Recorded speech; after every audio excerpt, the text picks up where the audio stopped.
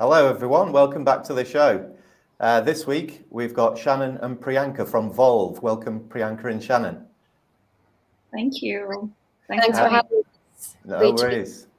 Great to have you on. This week, I think we're going to be talking about broadcast media versus social media. I really wanted to find out, are they two intertwined or are they two separate, different entities? Who's going to explain that one first? I feel like initially, obviously broadcast was just like internet and not internet, but like TV and radio.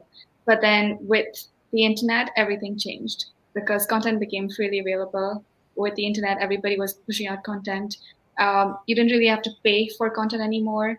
And then there was a whole new realm of Gen Z and millennials who have access to social media and now like podcasts, Clubhouse, Twitter, like literally anything under the sun. So there's so much access to information, and I feel like newsletters are like the new newspapers of sorts.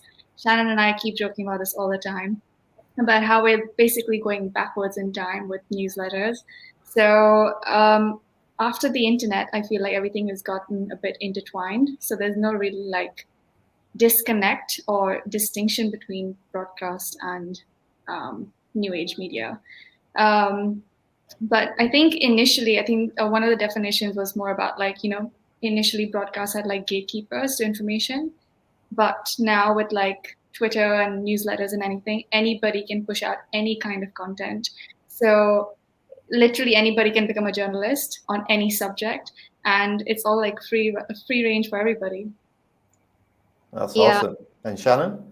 Just to add on that, I think the idea is like that social media just decentralized the aspect of just like publishing content. But what people don't really know is that there's a difference between being a writer and a journalist. And so when you have broadcast media, like you are being hired as a journalist to work at like a news publishing platform or any of that sort, right? But like when you go on Twitter and Instagram, like people think that they are the journalists at that point.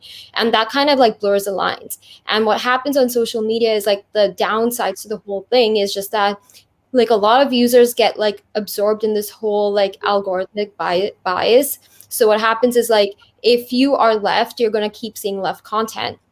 And that's what people are understanding is like, at least with broadcast media, you can see that, if it's Washington Post, you're going to be getting like left content. But if you're on like Fox News, you're going to be getting like right-wing content. So I think that's a difference between like having like broadcast media and like going to like social media for your news. Unfortunately, the lines are like very blurred at this point, but it's what a lot of Gen Z and millennials like resort to because they're just used to it at this point. Yeah, that's interesting actually, because some people get into broadcast and they want to work for a TV channel, but a lot of the broadcast companies are news outlets. So you mentioned, that Fox there, we've got BBC in the UK. Mm-hmm.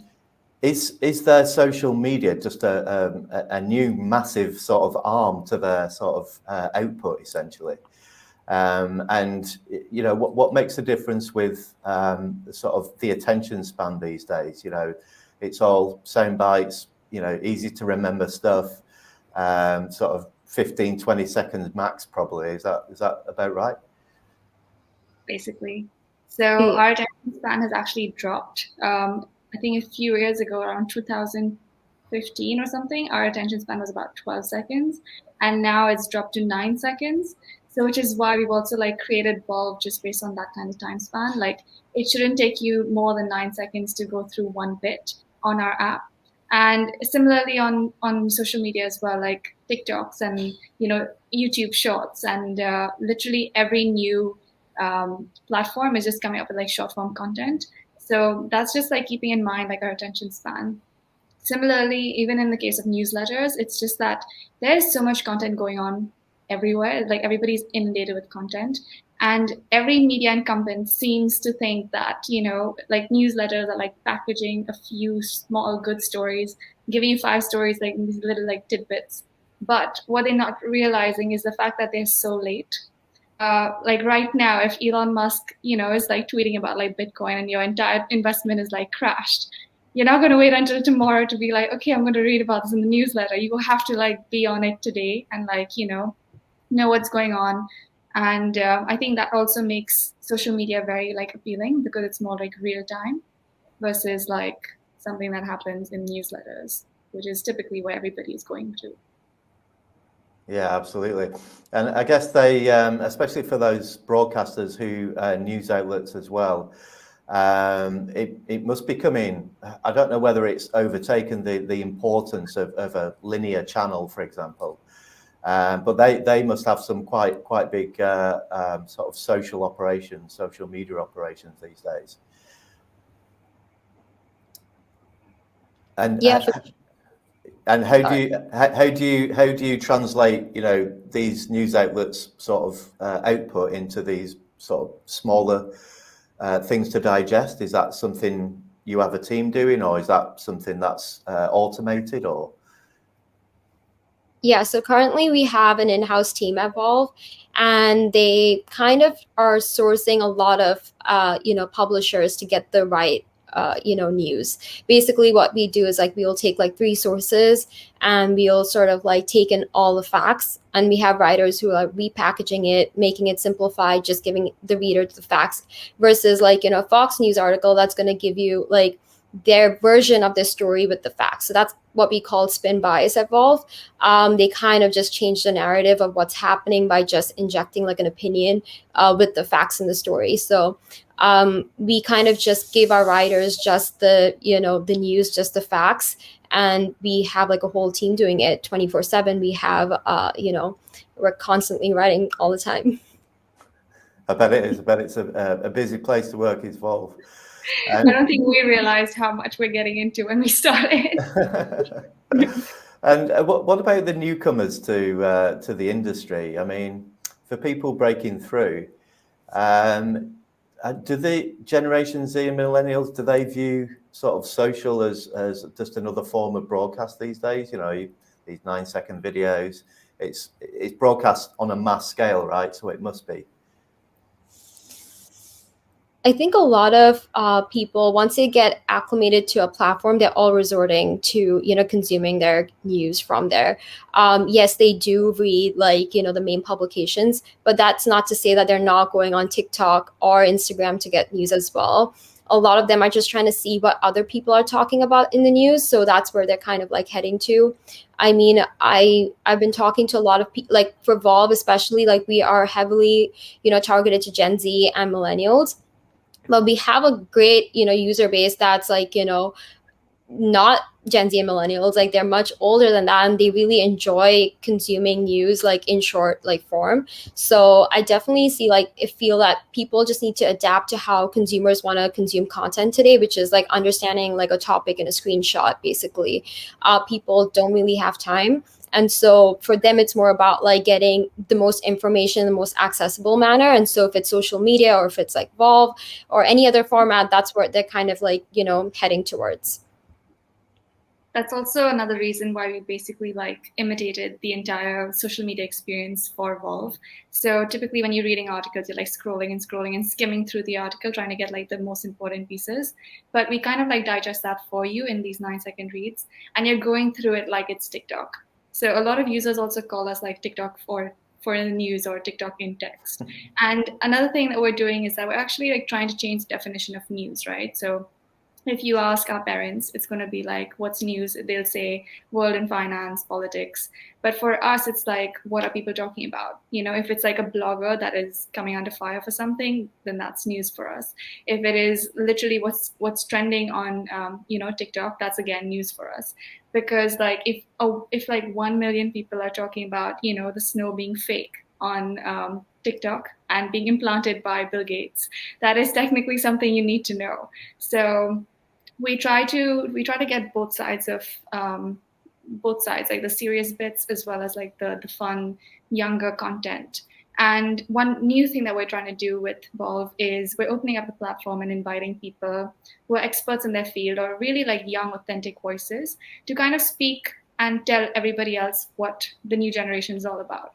Because a lot of these topics, like when you talk about like being non-binary and stuff, Gen Z doesn't want to hear about those topics from a boomer.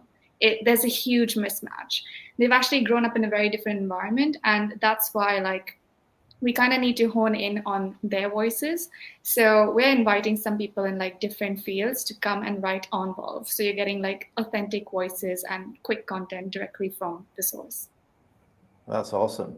And if people sort of want to sort of get a job and a role in this sort of new type of output, are you looking for people who have got sort of broadcast journalist qualities, or just social media qualities, or technical qualities? What's the sort of person who works at Volv or in this new space? So our in-house team, they've all been writers. They've gone to like writing school, so we've kind of hired them right from there. But when we're talking about creators who Priyanka was like referring to, we're kind of like looking for people who are experts in their field. So they don't necessarily have to go to like, journalism school, but they can be experts in crypto.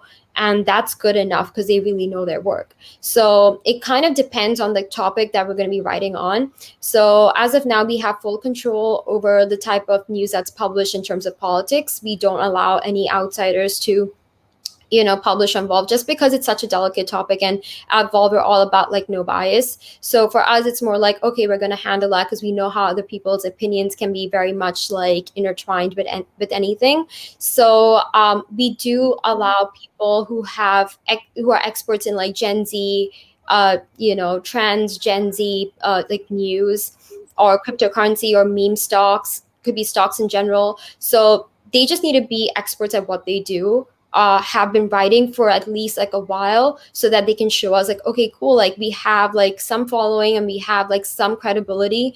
And that's kind of what we like to take chances on, like the younger generation, basically. Another field that it comes in is like the fact that, when you're talking about meme stocks, which is literally all the rage today, it's a Wall Street Journal will only start covering these kind of stocks when they've actually been trending for the past 2 weeks and they've already hit a certain amount. Then it's like, oh my God, we need to cover this. But on the other hand, we have these analysts who are actually tracking the conversation on Reddit, on Twitter, who are tracking, this means this stock is like gaining traction today, so they're going to cover it and then push it out. So we're trying to get these kind of journalists instead of tying up with like the major publishers, because we feel there's more value from actually, empowering these people who know their work. Yeah, no, that's cool. And I guess Volv, you've got a website, right? If people want to find out a little bit more about it, they can head to volvmedia.com. Is that right? Yes, for sure. Right. Yeah, and the app available on all good app stores, yeah? Yes, you can download the app for free on Apple. For free, For of free. course. Well, it's been great having you both on the show. It's for me, it's been fascinating talking about the sort of differences and the similarities actually between social and broadcast media. So thanks for joining. Thank you so much for having us.